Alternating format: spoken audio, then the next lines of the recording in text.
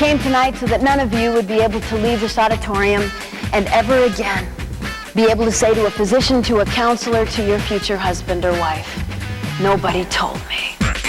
I didn't know. If you have sex outside of a permanent marriage relationship, you will pay. There's a cost. No one has ever had sex outside of that context and not paid, and the question we got to ask tonight is this: what is the cost, and is it worth it?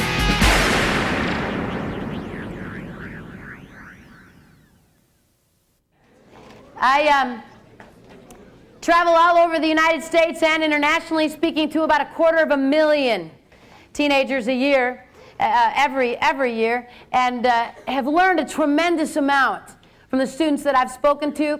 Before I started speaking and traveling full-time, I spent 9 years counseling in crisis pregnancy centers in Chicago and in Minneapolis, St. Paul. And for 9 years, I would have girls in my office every day saying, "Pam, I didn't know." And if somebody would have told me that this was going to be the result of the choice I was making, I'd have made a different choice. No one told me. I began to ask these girls in my office, what could we have said? What could someone have said to you before you made your choice that might have helped you to have made a better choice? And after 9 years, I realized that there were a lot of students out there making decisions about sex, having absolutely no idea what the consequence of that choice would be. It's what we're going to talk about today. I want you to understand that I didn't come today to decide for you what you're going to do about sex. That is not why I'm here.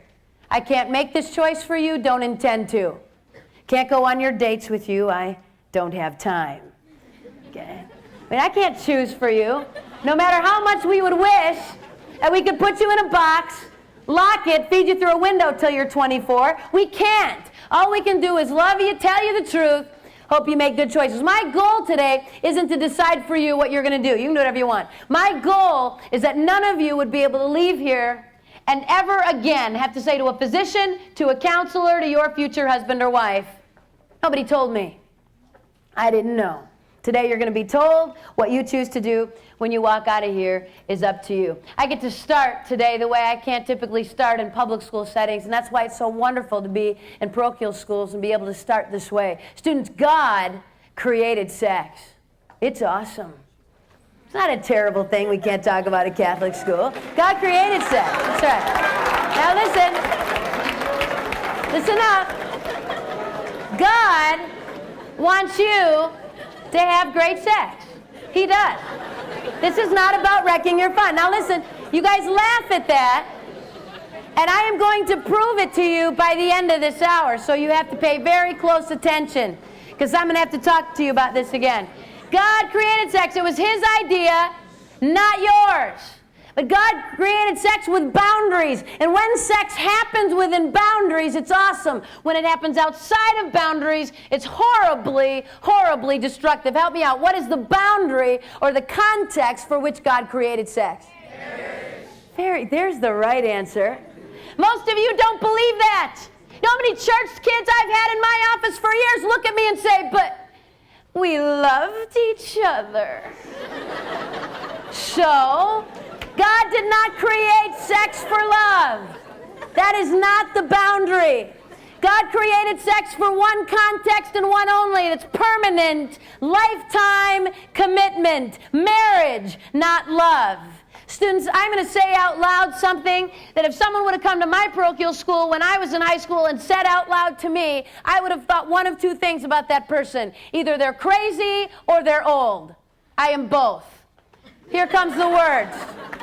I'm going to say out loud what David says in the Psalms, and I believe this with all of my heart. I love the law of God. I delight in the law of God. The law of God is like honey on my lips. I love God's law. I'll tell you why I love God's law. 2 reasons. Number 1 is it protects. No one gets hurt. There is no disease. There is no pain. If everyone abided by the law of God, we wouldn't have trouble. Think with me about a world where I could be in a relationship with you and trust everything that came out of your mouth because no one ever lied. Think with me about a world where women weren't raped, children weren't sexually abused, couples didn't split up because they didn't love each other anymore and leave children abandoned. Think with me about a world where teenagers didn't bring guns onto their high school campuses and shoot their fellow students. We say, Pam, that world doesn't exist. That's not the real world. Yeah, that world does exist. It's called the kingdom of God. It's called heaven, where one day we will all abide by the law of God and there will be no pain. First reason is it protects. Second reason I love the law of God is this. It's simple. It's not complicated. Even the stupidest of you in here can get this. You might be able to try to say a lot of things to God someday, but you will never be able to say, well, God, it was so hard I didn't understand if you would have been a little clearer. Especially when it comes to sex. This is not hard. Either you're married or you're not. Okay? This isn't too hard. Are you married? Did you have to think about that for more than a few seconds? Easiest question you've been asked all day, right? Are you married? No? Anybody planning to get married Saturday, November the 6th? We always have a few freshman boys in the back that have to go. That's me. I'm getting married. All right, pretend with me that this Saturday, November the 6th, is your wedding day. It's this week. I got news for you. Today, Thursday, the 4th of November, listen, you are not married. Saturday, walk the aisle, say the words, exchange the rings, leave, and have at it. But today, you're not married. Anybody in here confused? Not sure whether you're married or not? Just kind of confused? Because we'd be glad to help you. Okay? Here is the rule. Here is the simple law of God. If you are not married, don't do it. If you are married, go for it with the person you're married to. Okay, I have to put that in there. Some of you get a little confused. This is not hard. I mean, you're not out on a date on Friday night going, I don't know, does he like me? He said it. He's really cute. My heart's pounding. The other guy said he loved me. What is it real? What should I do? Are you married? No, then don't. If you forget everything that I tell you today, and you can only remember one thing from me, this is what I want you to hear today. If you have sex outside of the sacrament of marriage, if you have sex outside of one monogamous, and monogamy does not mean one at a time, one partner who has only been with you. If you have sex outside of that context, you'll pay. There's a cost. No one has ever broken the law of God. No one has ever shaken their fist in his face and told them they could do it their way and didn't need his law and not paid. The question has got to be, what is the cost? And is it worth paying? We're going to talk about the physical and the emotional cost today. Physical cost, help me out today. What are most teens who are having sex afraid of? What's their biggest fear? Pregnancy is the biggest fear of teens having sex today. Doesn't make a bit of sense to me. I got a news flash for you. Pregnancy is not a disease. It's survivable. You can live through it. I've lived through it 3 times now, a few extra pounds here and there. It hasn't killed me yet. I'd have girls in my office for pregnancy tests, scared to death, waiting for the results of that test. I walk in, look at this girl, and say, your test is negative. She gets this look of relief over her face like, I am off the hook, not pregnant. Thank you very much. Let me out of your office. Wait a minute. Have you been tested for syphilis, gonorrhea, herpes, chlamydia, trichomonas, vulvodynia, arthritis, hepatitis B, hepatitis C, HPV, HIV? Have you been tested for that? Me? You know, I live in Mission Hills.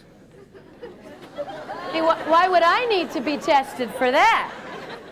This girl is in my office thinking that she could possibly be pregnant, and she doesn't think she could have a disease. Students, you have a 4 times greater risk of contracting a disease today than you ever have of being pregnant. Pregnant teen girls, pregnant teenage girls in this country today are carrying, on average, 2.3 sexually transmitted diseases. Not 1, not 2, most of them 3 or more. But they weren't worried about disease. They didn't want to get pregnant. Every school I'm in, without exception, I will have a girl write me, email me, or come right up to me and say this. Well, my mom found out I was having sex, and so she put me on the pill. Or Norplant, or Depo, fill in the blank. What's that protecting that girl from? It's birth control protects you from. Pregnancy. That drug, that hormone that this girl is taking has just made her 10 times more likely to contract the disease than if she were not taking that drug. This girl's going to end up sterile or dead. Thanks, Mom. Glad you cared. Pregnancy is not the worst thing that could happen if you decide to have sex. Far worse things than that. However, over 9 years, I had to tell a lot of girls that their test was positive. Immediately, they wanted an easy, painless way out of this pregnancy they didn't plan. I have to look at this girl and say, guess what? Your choices at this point are bad, terrible, and even worse. Those are your options. You had a good choice. That was before sex. Now, all of the choices you got are going to carry consequences. Abortion is painful. I've counseled hundreds of women, 5, 10, 15 years after an abortion, still hurting. I've counseled teen girls with anorexia, bulimia, depression, suicide, because of an abortion I couldn't take back. So last summer, I had to deal with a 20-year-old girl, the most painful things I've ever seen and witnessed. Underwent an abortion at 18 weeks, dilation and an evacuation.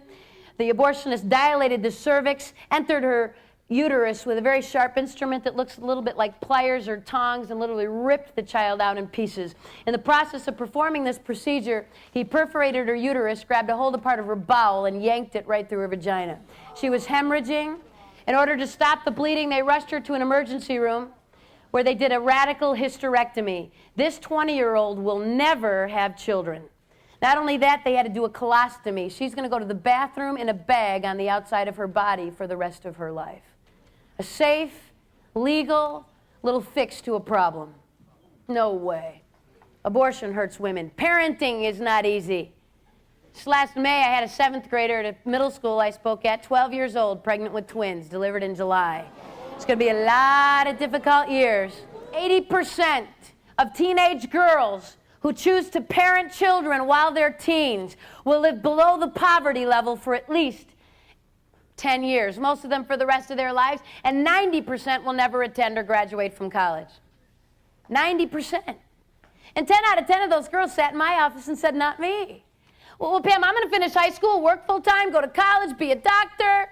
Life happens to most of these girls. The number one indicator of poverty in this nation's students has nothing to do with race or where you live. The number one indicator of poverty in our country today is single-parent households in the age of that young girl when she began parenting alone. Serious responsibility, girls. Guys, in case you've all fallen asleep now, because we're talking about pregnancy and this does not involve you. Young men, you get a girl pregnant in the lovely state of California or any other state in this nation whom you are not legally married to. Not who you like a whole lot, okay? But a girl who you're not married to. Guys, you need to understand that you have absolutely no legal right to the choice she makes. This girl can do whatever she wants. You have no say. And suing her for stealing your sperm might prove a bit difficult. Try. If, however, guys, this girl decides to parent your child, you now have legal responsibility. It's costing us about $30 billion a year to support teenage girls parenting their children. We can't pay this bill. Over the last few years, we've undergone welfare reform. Guys, the laws have all changed. I don't care what your cousin, your uncle, your nephew got away with. It's not happening for you. We are now requiring in all 50 states the Social Security numbers of both parents on every birth certificate of every child born in this country. Girls will no longer be allowed to say, I don't know who the dad is. I don't feel like naming him. We will have your Social Security number on the birth certificate. Guys, if you are named as the father of a child, you'll be notified by your county. County's going to send you a little note saying you've been named as the father of this child, born to this girl, on this date. You will have between 60 and 120 days to show up at your county and say it's not me. And she pulled my name out of a hat. I do not know that girl. That is not my kid. They'll do a blood test. If the blood test, in fact, proves that you are not the biological father, they're going to go back to mom and say, sorry, try again. So we have somebody's Social Security number on that birth certificate. Why did we change the law, guys? Why do we want that number? So we can let you know when your kid starts kindergarten? Send you a nice little note?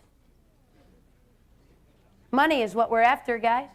It's going to cost you over the next 18 years between $60,000 and $80,000, and your pay will be garnished. If you are not working, you will incur debt. And when and if you ever do get a job, it's coming out of your paycheck. This is a serious responsibility, young men. Better think about that before you have sex. After, if you're not married, is too late. Key word there is marriage. If you're married, you've got all the choices in the world. If you're not, you don't. Third option a young girl has if she finds herself pregnant, which I happen to think is one of the more positive options available to girls today, but not without pain. It's going to carry consequences. It's adoption. The ability of a young girl To take the child she's carried with her for 9 months and loves with everything she is. To say, I want what's best for my child, and I'm not it. And I am willing to go through this pain to give my child a family. It takes a lot of courage, a lot of maturity, and a lot of love. 2 million requests for adoption will go unanswered every year in this nation. Girls, please hear this. This is primarily going to affect you. Infertility, the inability to have children of your own biologically, has risen over 500% in the last 8 years, in the 90s alone. In fact, we are now spending $4 billion a year on fertility treatment, and we have had more multiple births in the 90s because of fertility drugs than in the entire history of our nation up to this date. We've got so many more couples who can't have children and no infants available.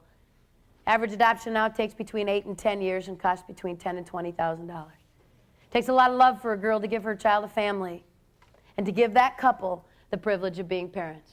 34 years ago in Michigan, a young 15-year-old became pregnant. She had a lot of difficult choices to make, maybe more so than some young girls. She was raped. Abortion was legal in the 60s for rape. But this young girl chose to give her child life and then to place that child with an adoptive family. And that child was me. My biological father is a rapist. I don't even know my nationality.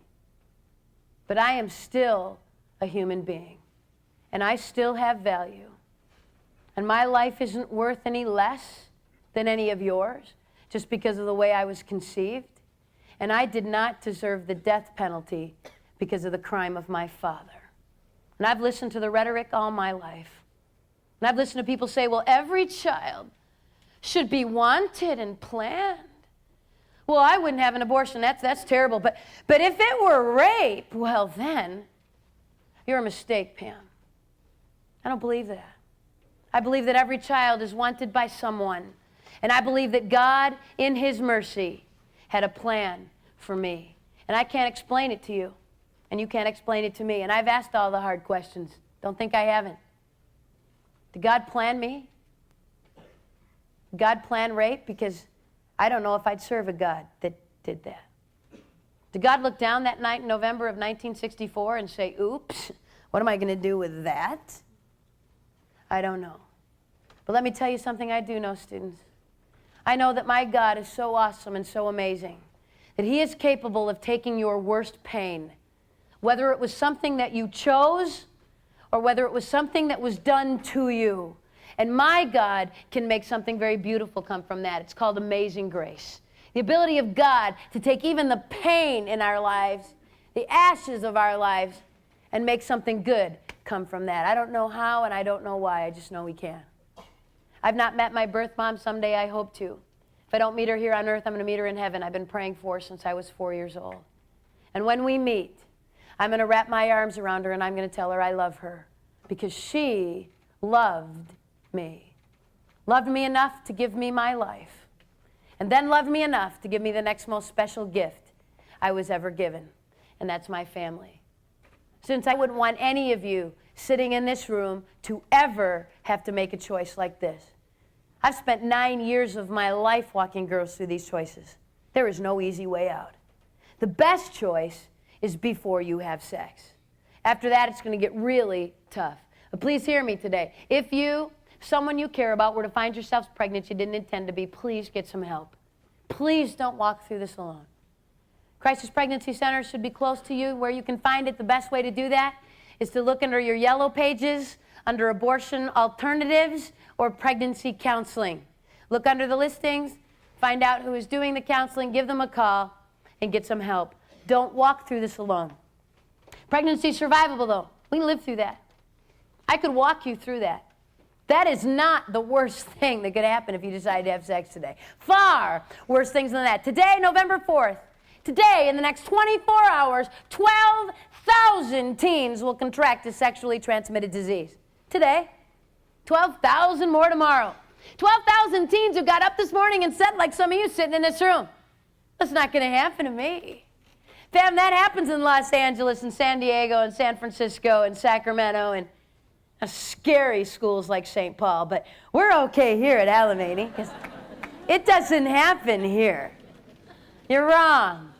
Students, in the 1950s, we had 5 sexually transmitted diseases we knew about were treated. 5. You could count them on one hand. Go find a grandparent. Go find someone who grew up in the 40s and 50s. Ask them.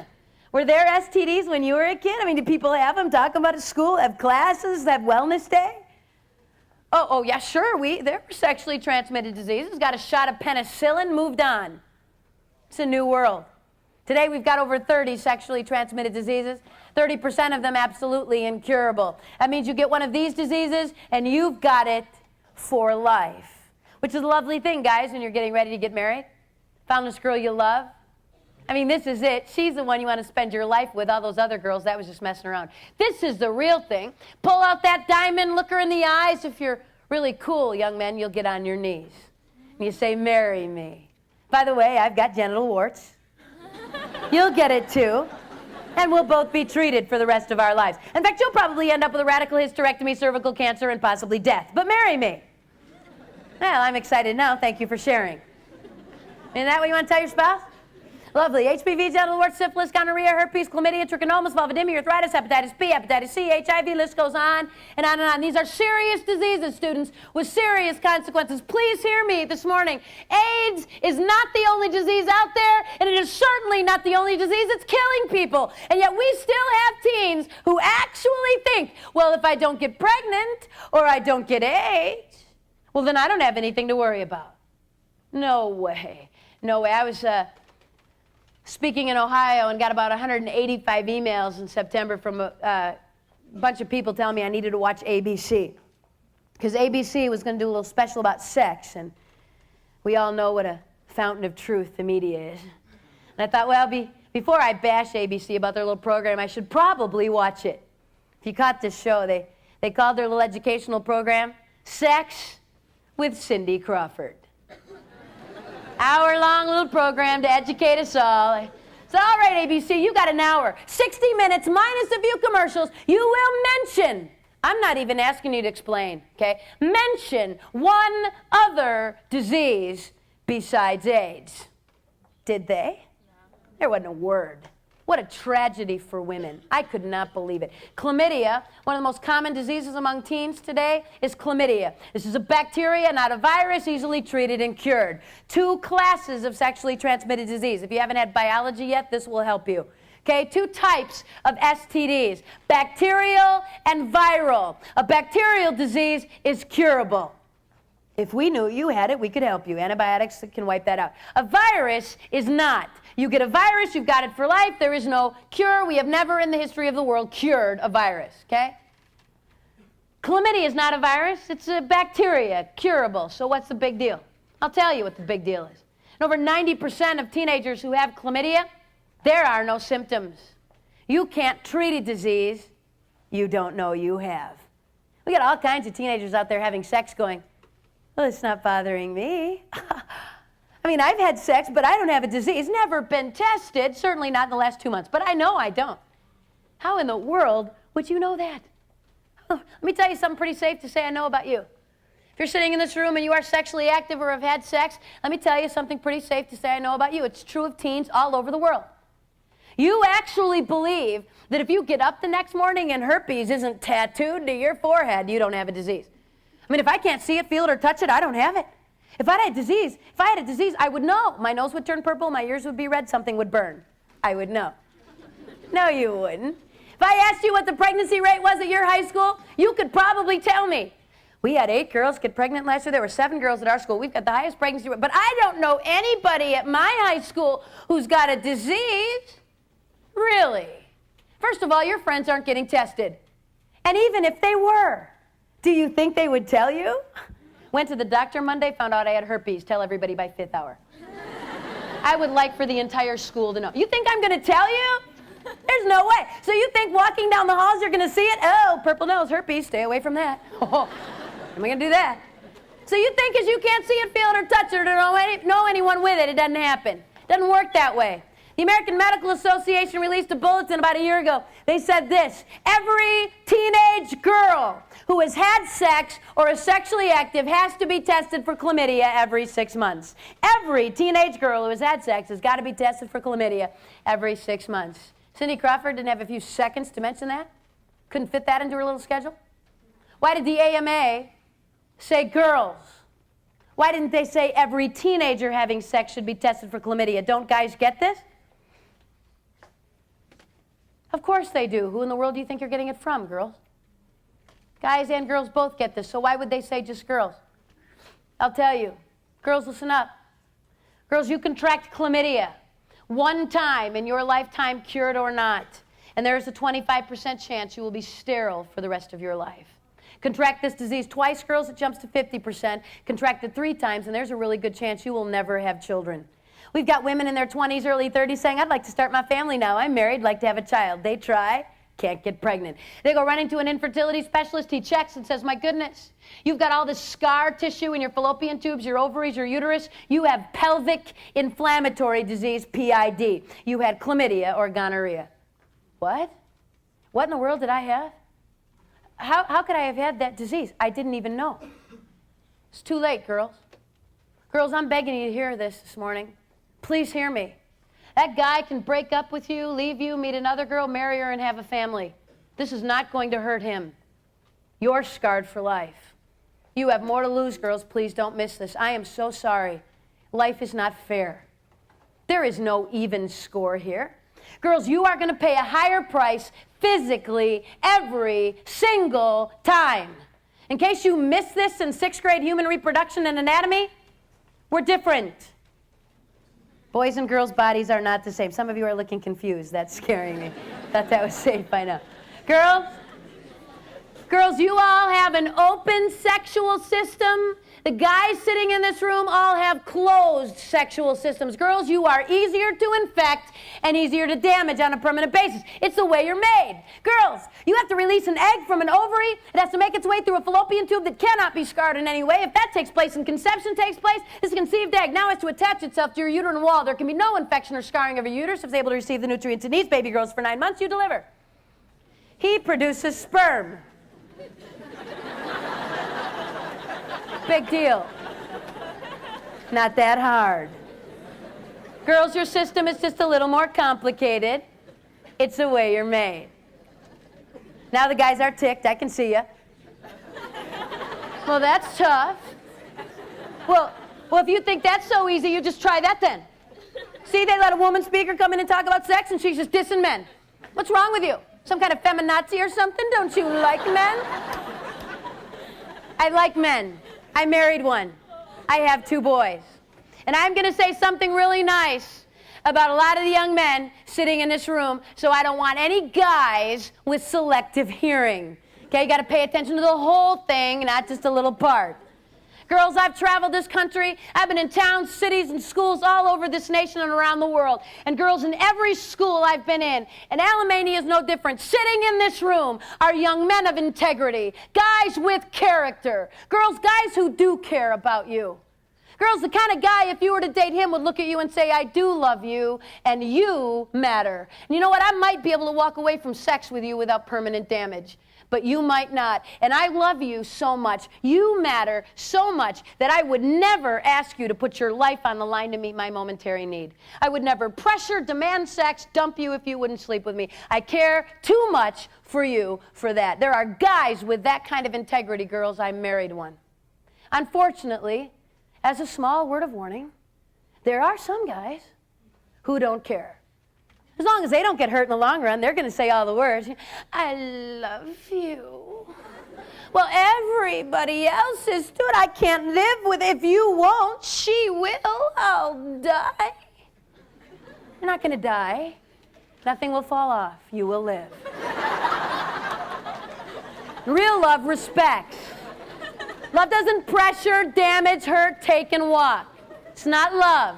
It's selfishness. Kids ask me everywhere I go, well, Pam, how do I know if it's love? How do I know if this person loves me? They said it, my heart's pounding. How would I know if it's really love? There's only one way you will ever know if it's love. Put a boundary down. Say this far and no further, and watch for respect. You don't give love without respect. Not possible. Problem is, where do y'all get your idea about what love is? From television and movies, 90210, Dawson's Creek, Felicity, the Titanic. My daughter begged me to take her to that flick. I made the mistake and did. Had to debrief her for 2 hours One of the most abusive relationships I've seen on a screen. A young girl about ready to jump off the back of a boat. Now, I'm not the best psychologist ever walked the face of the earth, but my guess is she was a little vulnerable. You think? Hurting a little, self-esteem probably not where it needed to be. Very nice-looking young man, very cute. Walked into her life, said all the right words. Within 48 hours was sleeping with her, and we called it love. All I can say is it's a good thing that boy died. Because if he hadn't, we would have found out what that was all about when we hit shore. Thank you. It was fun. See ya. Students, hear what God says love is. Love is patient. It's kind. It's not rude. It's not selfish. It would never damage someone and hurt them. It's not love, it's selfishness. I was speaking for the Diocese of Covington, Kentucky. We had about 4 Catholic high schools bust into an auditorium, everybody at once. I was in the back of this auditorium in Covington, and about 8 girls from one of the schools got around me. Girls do things in packs. And these 8 girls got around me, and they said, Pam, you know that thing you said today? You said there were guys with integrity, with character, who wouldn't pressure us for sex, who wouldn't dump us if we wouldn't sleep with them. Well, you've not been to our school. There's not a guy at our school like that. All they want is sex, and if you won't sleep with them, you'll be dateless. I said, girls, you're wrong. That is absolutely not true. There are guys at your school who, if you put a boundary down, would respect you. In unison. These girls looked at me and said this. Well, then why do we always date such losers? Try to speak the truth in love. I work hard at that. Girls, take a look in the mirror. What are you settling for, girls? Girls, you want respect? You have to demand it. You want to get used, walked all over, be the next notch on someone's belt? I got a little word of advice for you today. Start it here and get used to it. You're going to get used for the rest of your life. You want respect, you have to demand it. You demand respect, you get it. Girls, I'm saying this to you, please hear my heart today, because if you do not, you will pay the higher price. The score is not even. Then there's herpes. I spent a lot of time on herpes. Let me just say this. Herpes is a virus. One of the more common diseases among young people and adults in our country today. Herpes is a virus. What does that mean? You get it, you got it for life. You'll give it to your spouse someday. There is no cure, okay? It's forever. Basically, it's sores on your genital area that reoccur on occasion throughout your life. We used to think it was, that was no big deal. Actually, it's so common now that we have to endure commercials. And I'm watching television with my children. It's very nice, beautiful girl. I think she's riding a bike. And also, I have genital herpes. If you have genital herpes, you can take this medication. It may cause diarrhea, vomiting, and nausea. And I'm thinking, whatever that is, I want that. So nice, Students, everybody, of all people over the age of 12 in this nation, 1 out of 5 of everyone over the age of 12 is infected with herpes today, a virus. You don't get to say, oops, wish I wouldn't have that. It is for life. That's not the number 1 STD, though. The number 1 sexually transmitted disease in this country and around the world is human papilloma virus, HPV. This is a virus. What does that mean? You get it, you got it for life. No cure. You will give it to everyone you have sex with after infection. This is not only the most common virus, this is the most contagious. Not transmitted the same way as HIV. We'll talk about that in a minute. Street name for HPV is genital warts. Basically warts on your genital area that need to be burned off periodically, either through laser surgery or chemicals. We used to think that was the only big deal. It's kind of gross. Have to have some warts burned off now and then. Till we realized a few things about this. Number 1 is this.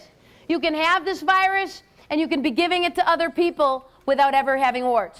In fact, the most cancerous strains of this virus don't produce warts at all. Girls, if you do get warts or lesions as a result of being infected with this virus, typically girls, they will be on your cervix.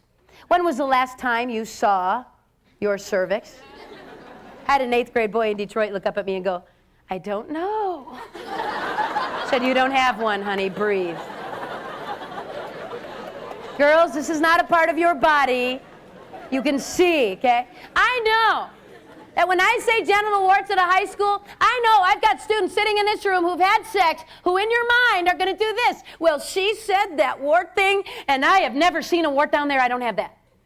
If you have not been specifically tested by a physician for the virus, And hear me very carefully. To be tested for the virus is a very expensive blood test that is almost never done.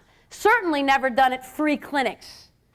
And so we got all kinds of kids going, well, I got tested. I went down to the free clinic, paid $5, and I don't have anything. Absolutely not. We can't afford to test you for the virus. What we do is require all women who've had sex to undergo a pap smear yearly at least, if not every 6 months, to in fact make sure that you don't get the eventual result of the virus, or possible result of the virus, which is cervical cancer. Guys, this is, HPV is kind of annoying, and having warts burned off your genital area on occasion is painful, I'm guessing, I don't know, but I think it probably would be. And I would hate to have to be there when you had to tell the girl you loved and want to marry that you were going to give this to her. That won't be any fun. But you're going to live. Girls, this is a big deal for you.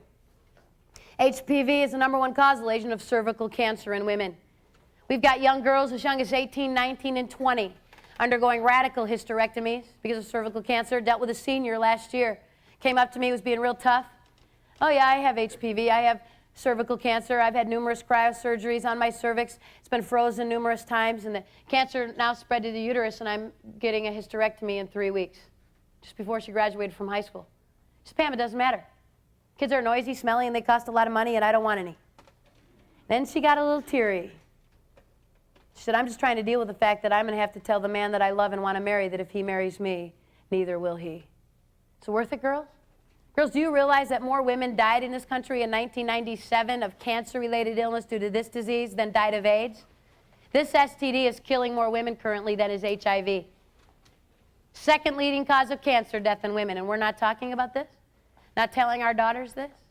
I had a 10th grader stop me after an assembly in tears. She said, Pam, 3 months ago, I went to a party, got drunk.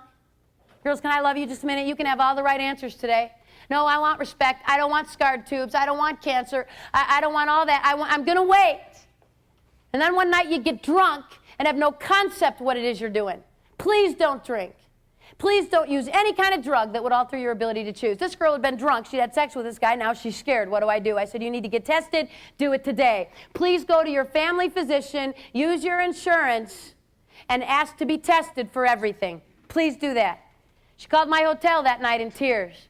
She said, Pam, I have HPV, visible warts on the cervix. They didn't even need to wait for a blood test. For life. She's going to give this virus to everyone she has sex with from this point on. Who knows what it'll mean to her ability to have children, cancer, we don't know. And in tears, she said this, well, why didn't you come to my school 3 months ago? Nobody told me this. Didn't know. Hung up the phone, sat alone that night and thought, would she have heard me? Think she would have listened?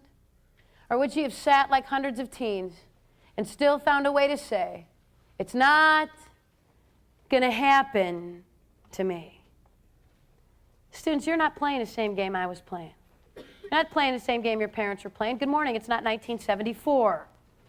If you'd have graduated from high school in 1967, maybe we have some staff here who can remember that year.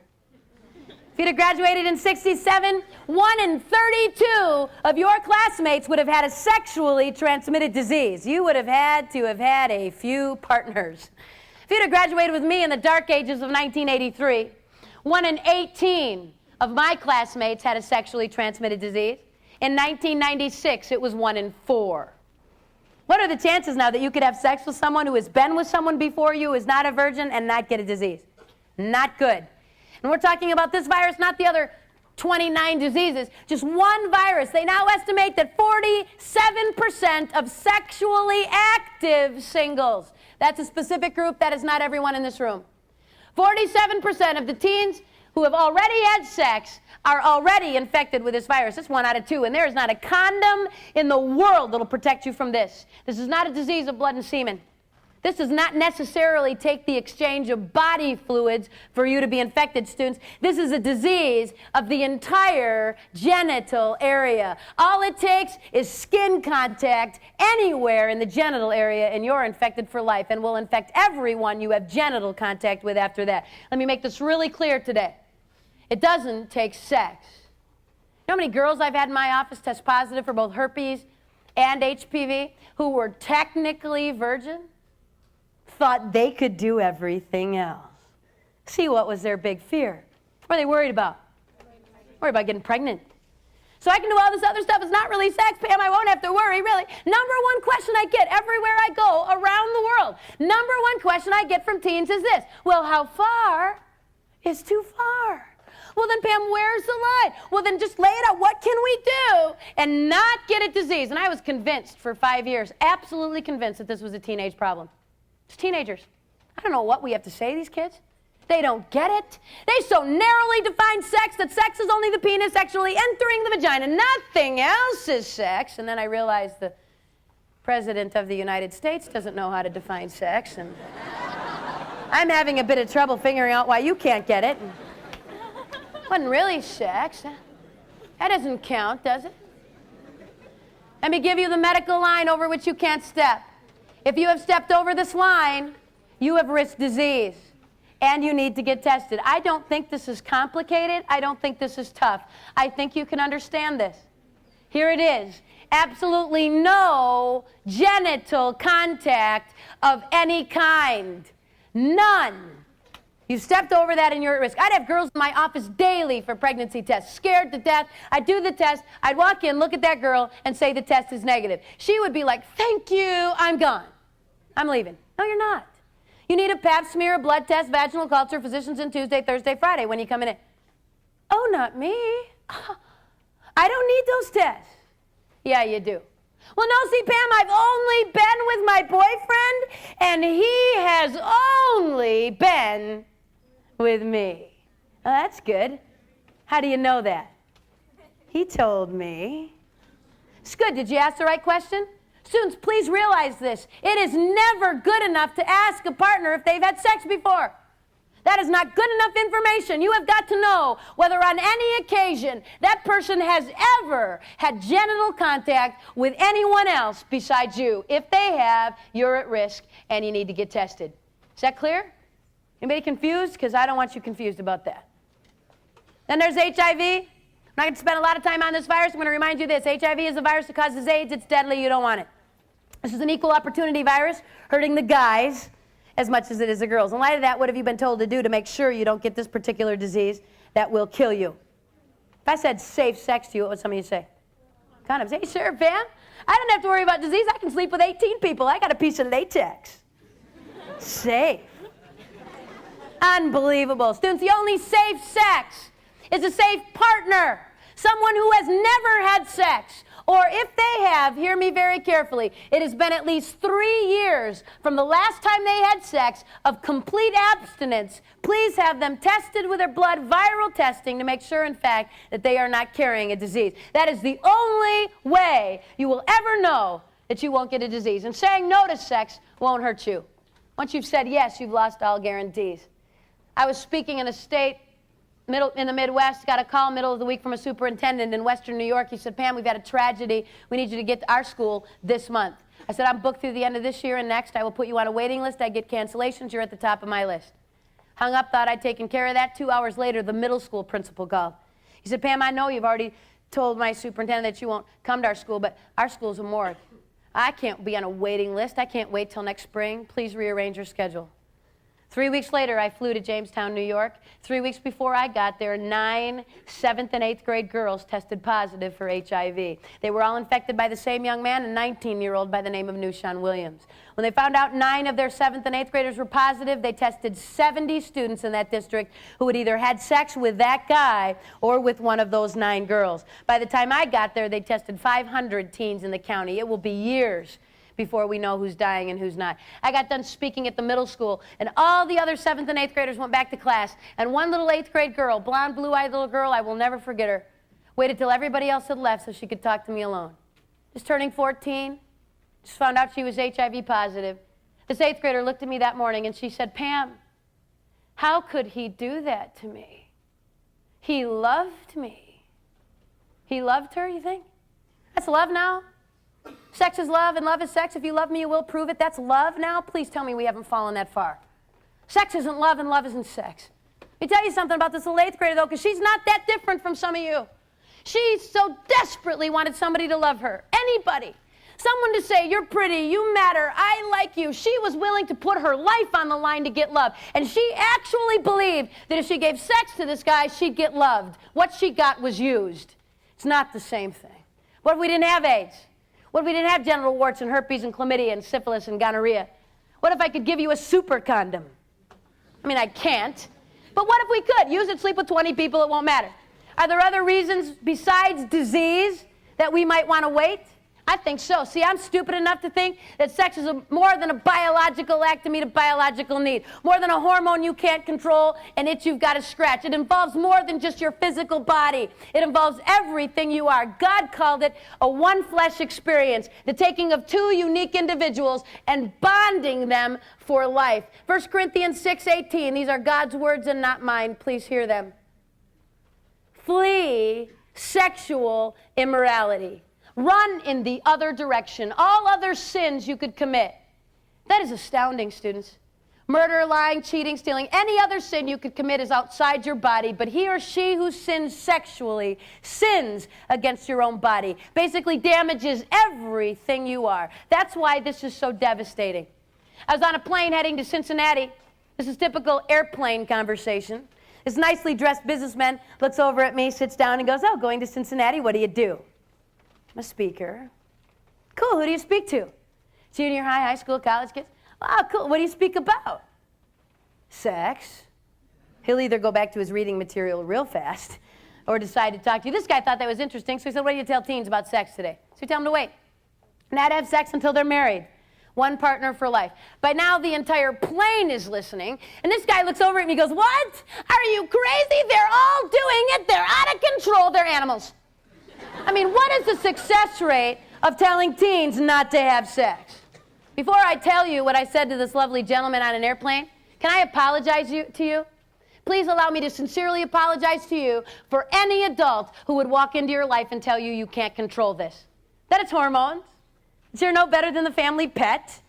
That you're going to turn 14 or 15 and the hormones are going to kick in and you're going to be walking school halls going, it's not going to matter. It's hormones. They can't possibly control it. You're better than that. You can say yes, and you can say no. It's a choice. You choose. This astounds me. Girls especially are bad at this. They'll come up to me and they'll go, "Well, Pam, I was going to wait, and I really didn't mean to have sex with those 8 guys, but it just happened." My favorite one is this one. "It was an accident." What, were you walking to get your mail naked and some guy was jogging by, he was naked? That would be an accident. This is not an accident.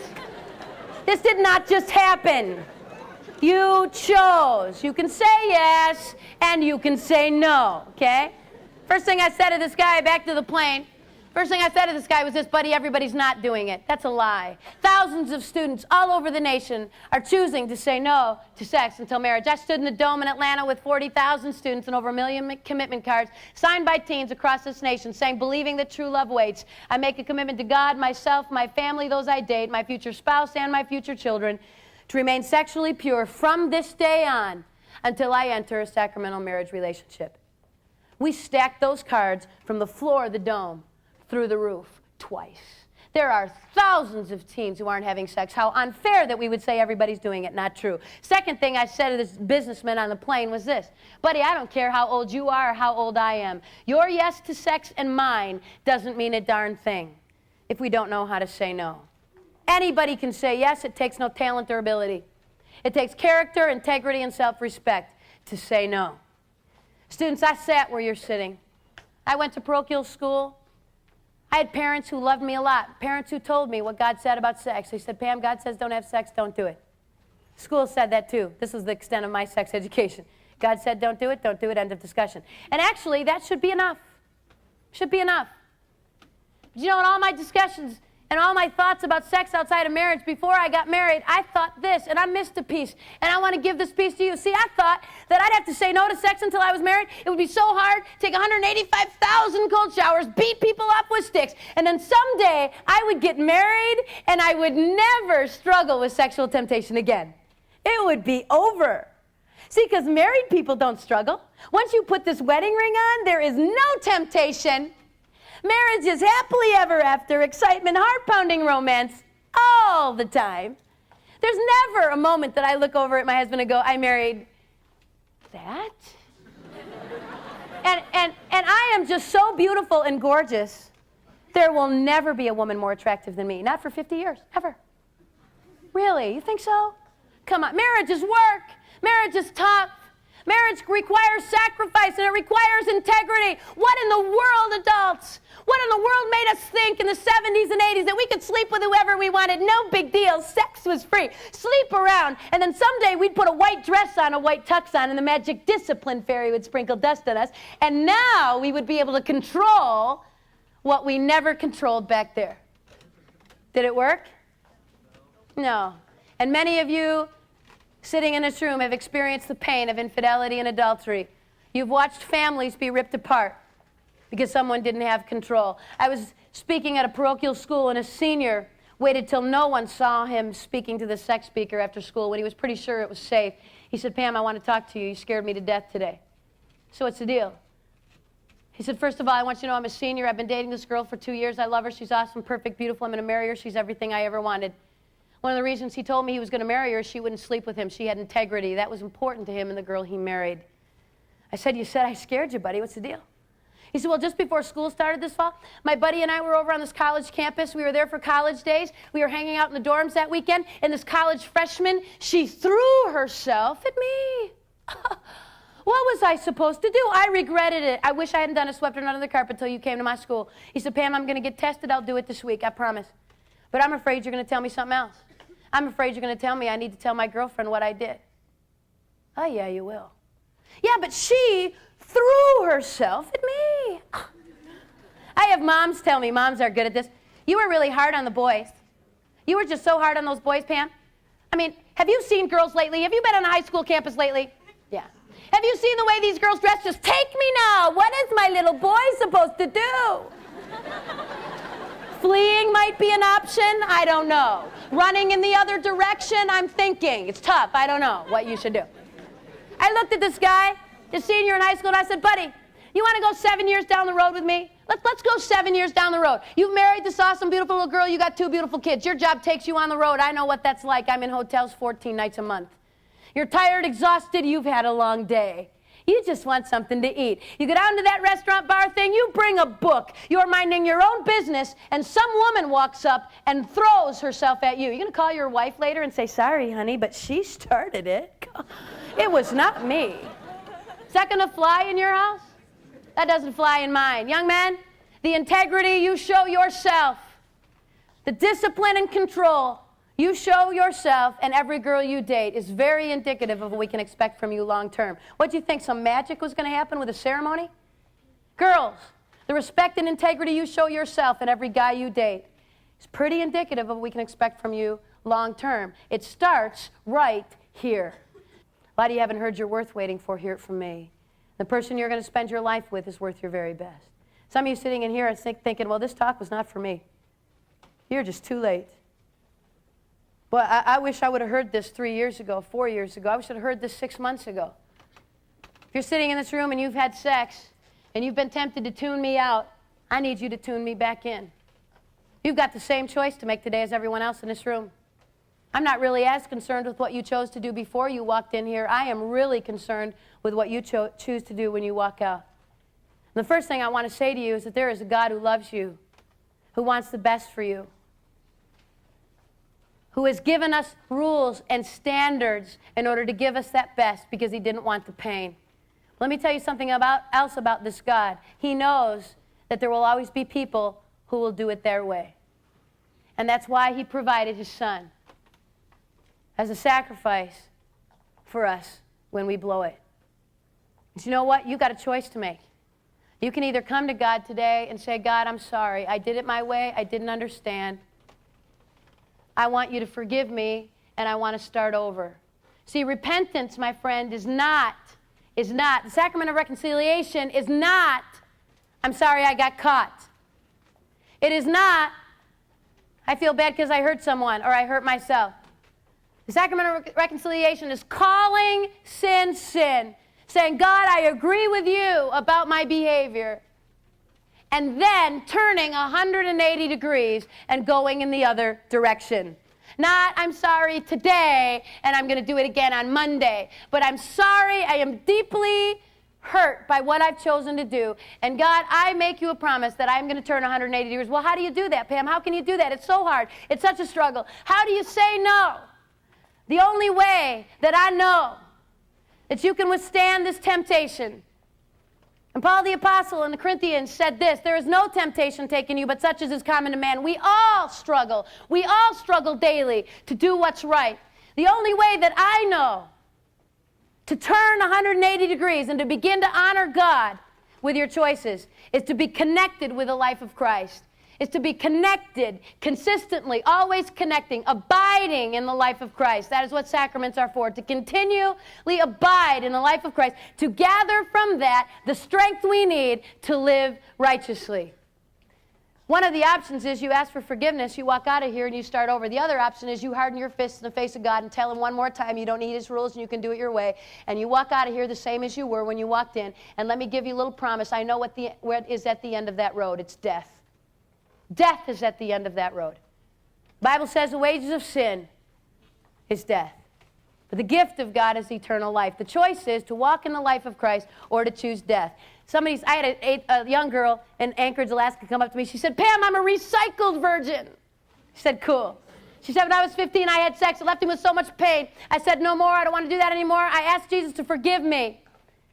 And I made a commitment that I would not have sex again until I was married. I said, you know what? That's so awesome. Someday when you get married, you will have to tell that guy what you did when you were 15. But hear me very carefully. You're going to be able to look at that guy, and you're going to be able to say, for the last 3 years, 5 years, 7 years, whatever it is, I have waited for you. I've practiced discipline in my life. I can be trusted. And we're going to know what kind of damage was done. We've had some years to make sure she's okay. You can walk out of here and keep doing what you've been doing. That's a choice you need to make. Or today, you can say no more. Someone's going, yeah, but Pam, you don't get it. I mean, if I went back to my boyfriend or girlfriend and told them I loved them, I love them. I don't want to break up. I want the relationship but not the sex. They'll dump me. I mean, if I won't sleep with them, they'll find somebody else. The relationship will be over. Really, what's your relationship based on? It's based on sex. Want to test a relationship that's sexual? Want to find out whether or not they love you? Do you want to know? I got a challenge for you today. Stop. See what's left. If they love you, they will still be around. If not, you've just learned, my friend, what you need to learn about that relationship. If you're sitting in this room and you have never had sex, you still have your virginity. And if my stats are right, that's at least half of you. If you're sitting in this room and you still have your virginity, I want to say this to you this morning. And I want to say this because I know you don't hear it very often. Please hear it from me today. Good for you. Good for you. You have something so special and so valuable. It is worth whatever it takes to get to your marriage with no past, no fear. It's not going to be easy. You're going to get laughed at. Kids are going to say to you, you're not having sex. Everybody else is doing it. I told you that God wanted to give you the best and God wanted you to have great sex and you laughed at me. This nation spent $5 million in 1996 and 97 to find out who's having the best sex in this country. University of Boston, Chicago, UCLA. Guess what every study, $5 million produced? This was so unbelievable. Rolling Stone magazine's freaking out. They can't believe it. Matt Lauer's chin is dropping. This can't possibly be true. Guess who's having the best sex in this nation? Christian, married, monogamous women. Yes.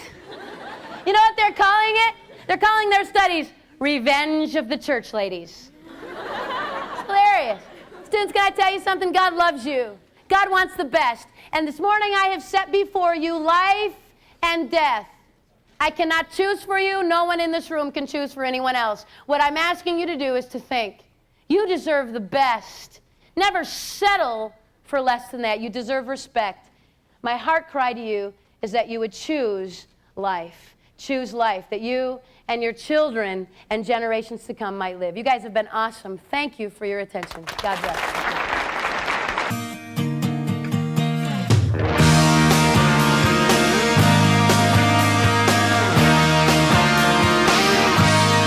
She got the boy, he got the girl. She was on cloud nine, he was up on top of the world. But below, they were less of the moon.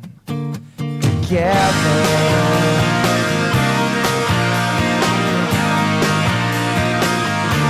we found another girl when she had their boy.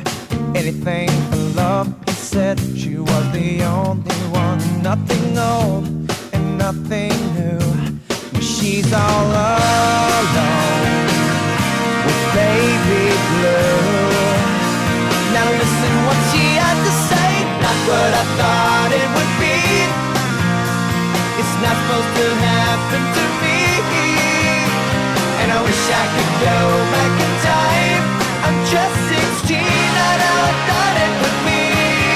Here on cloud nine. Here on cloud nine. There is a boy, there is a girl. God's perfect time out there somewhere in the world. Just for you, you will lasso the moon together. So will you trust the one who made the world? He invented love and made the one you're dreaming of. But for now and until then, trust and wait.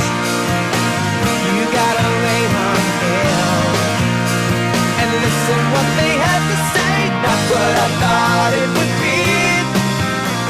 It's not supposed to happen to me, and I wish I could go back in time. I'm just 16 and I thought it would be. Oh, just you wait and see. Just you wait and see. It's not what you think it would be. You don't have to be the one to say, not what I thought it would be.